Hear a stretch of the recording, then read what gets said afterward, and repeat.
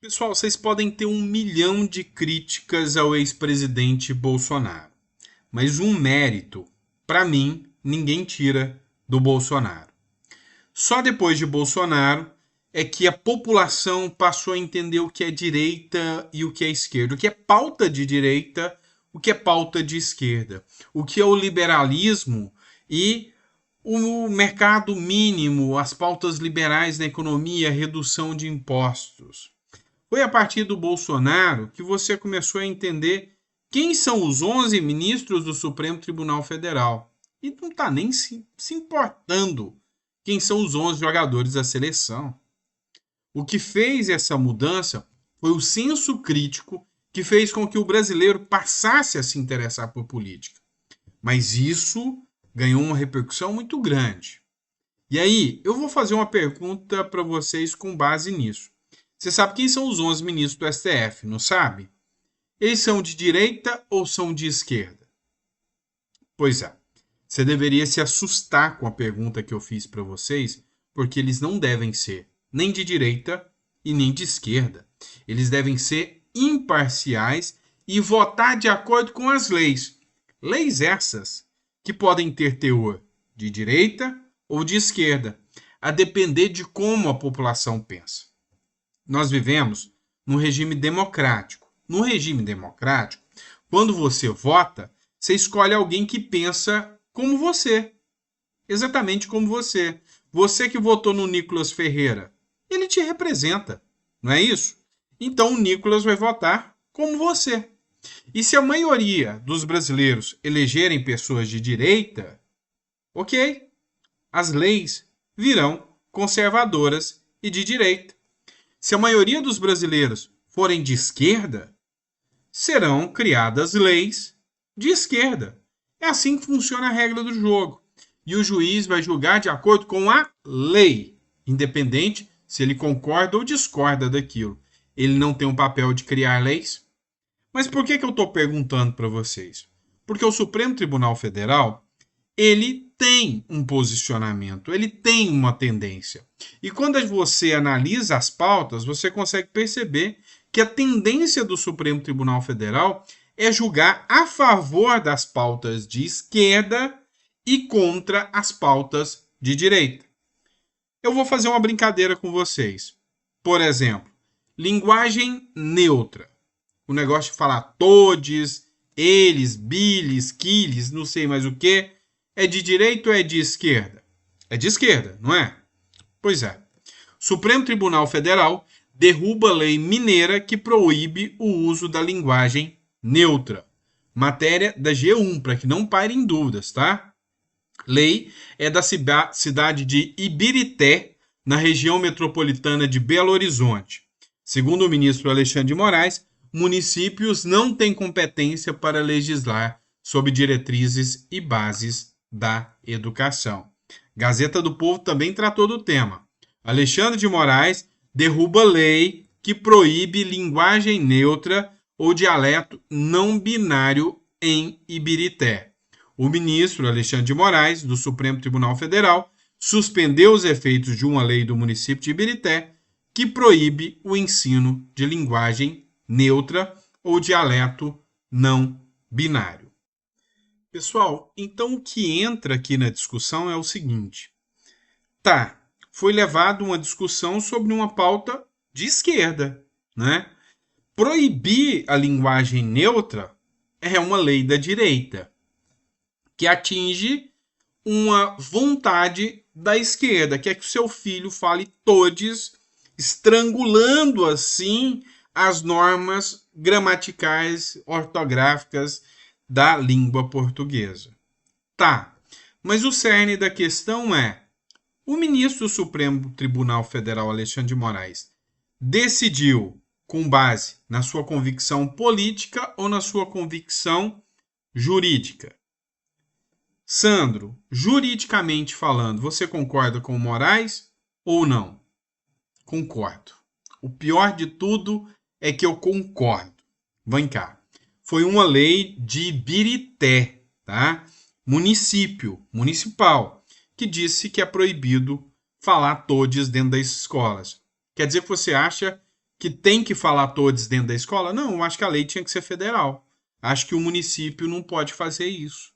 E aí, a legislação foi violada. Esse é o artigo 22 da Constituição. Compete privativamente à União, só a União, é privativo dela, tratar, aí você vai no inciso 24 aqui, que ele vai dizer o seguinte: diretrizes e bases da educação nacional. Então, se você analisar, é só a União, nem, diretrizes e bases da educação. Criar a lei de diretrizes e bases, a LDB, ela é só a União que pode mandar o projeto de lei. Nem o Arthur Lira, nem o Pacheco pode. Eles são federais, leis federais. Lei da União é só do Lula.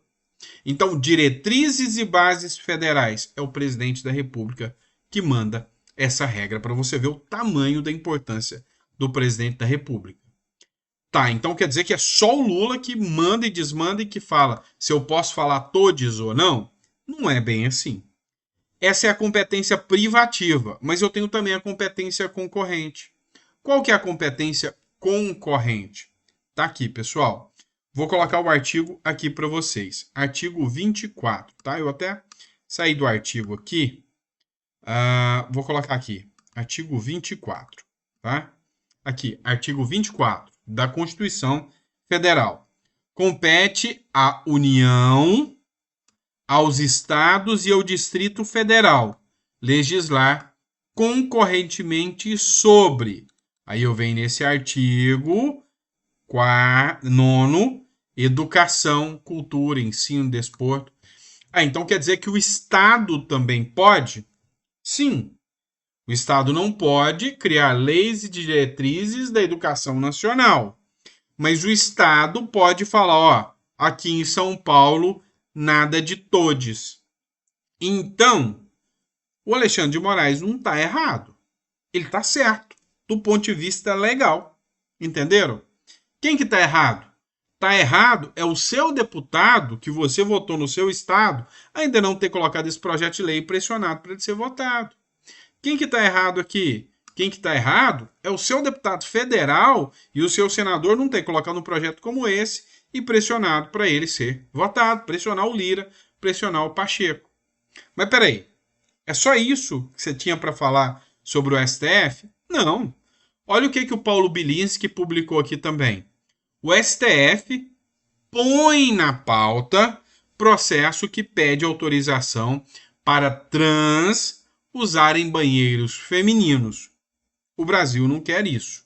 Qual a sua opinião? É o que escreveu o Paulo Bilinski aqui, tá? Que é deputado federal.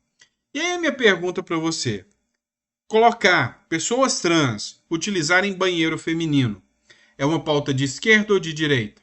De esquerda. Pode ser proibido? Pode. Por quem? Pelos legisladores.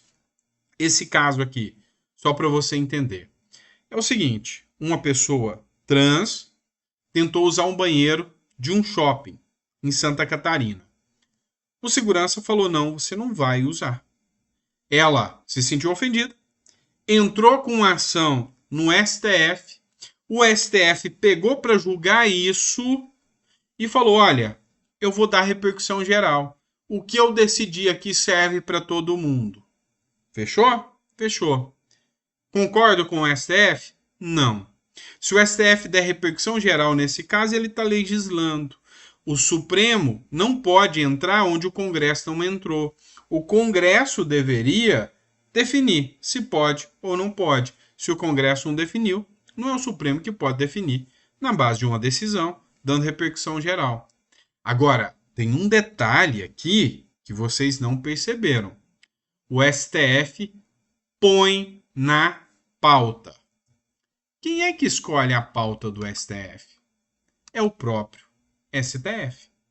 Então, se eu te perguntar, ou se você me perguntar, melhor, porque eu já te perguntei, Sandro, você acha que o STF é um tribunal de esquerda? Eu vou falar que ele é um tribunal que, obviamente, ele tende a escolher as pautas de esquerda e pensar na literalidade com as pautas de esquerda. O Roberto Barroso, por exemplo, falou que a pessoa tem que ir no banheiro de acordo com o que ela tenha convicção do sexo dela, e não com o sexo biológico. É um posicionamento de esquerda. O posicionamento do Barroso é um posicionamento de esquerda. A decisão do ministro do Supremo, Alexandre de Moraes, foi tomada em favor da esquerda. Ele usou a lei naquilo. Então, o que eu estou tentando mostrar para vocês é, olha, decisões têm que obedecer às leis, tá? Mas, em alguns casos, não há lei, é convicção, como é o caso do banheiro trans. Não tem lei que fala que sim ou que não.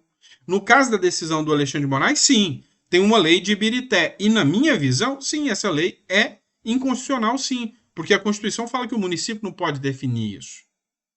No caso da trans, que quer usar o banheiro, não tem lei. Então é a cabeça do juiz que vai decidir naquele caso. E o que ele faz? Ele quer transformar aquilo numa lei, sem poder. Entenderam? É o caso das drogas, por exemplo, violando o que o Congresso já entendeu. Então, na minha visão, sim, o posicionamento dos ministros do Supremo Tribunal Federal são voltados à esquerda, tá? Mas, em alguns casos, é só observar o que diz a lei. Vamos lá, pessoal. Outra questão que eu quero falar ainda do Supremo Tribunal Federal, já que a gente está discutindo isso, matéria da Revista Oeste. Liberdade de expressão e emergência climática. Corte Interamericana de Direitos Humanos faz eventos no STF. Olha só isso. Nessa segunda-feira, dia 20, a Corte Interamericana de Direitos Humanos realiza uma série de palestras no Supremo Tribunal Federal que, entre outros assuntos, vai abordar a emergência climática e a liberdade de expressão. A sessão de abertura será fechada. Os painéis da parte da tarde, contudo, poderão ser frequentados pelo público.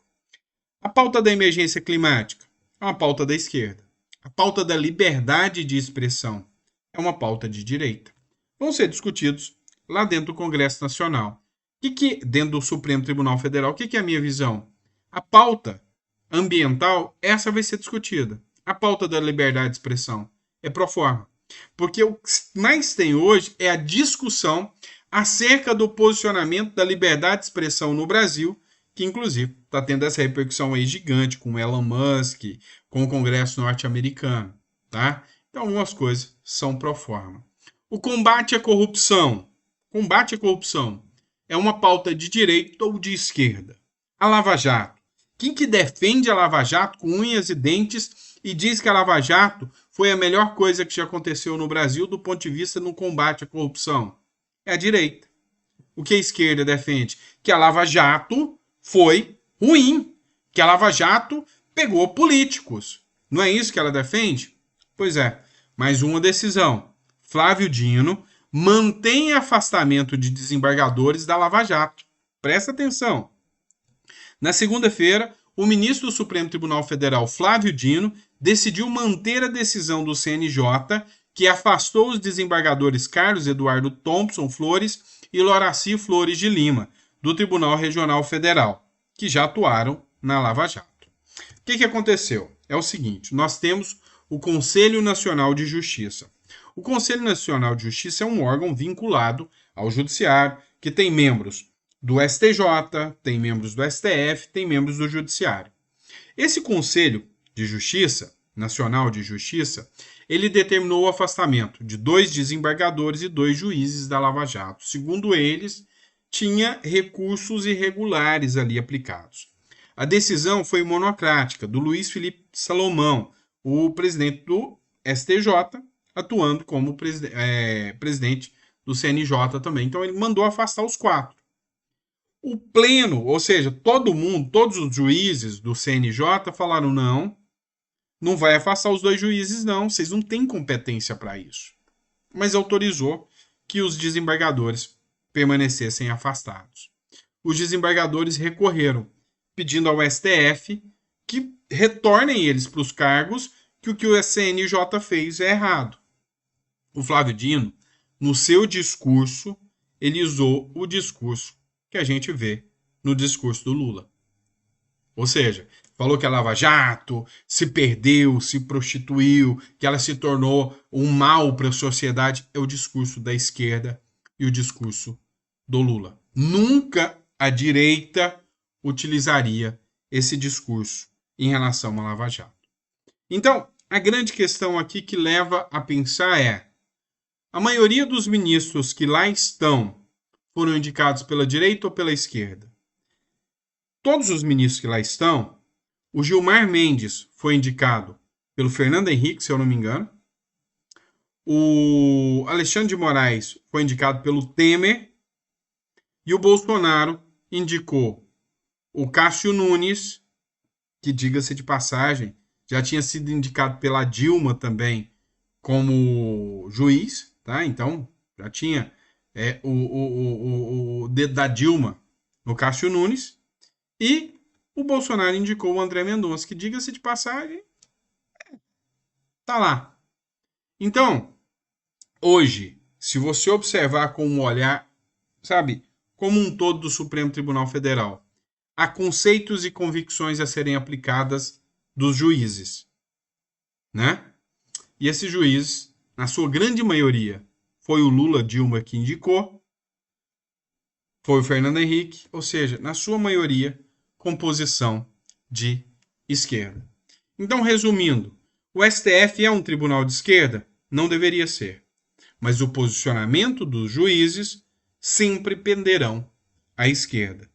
Esse é o meu ponto de vista, tá? Esse é o meu ponto de vista pelas convicções dos juízes indicados por quem ele foi indicado.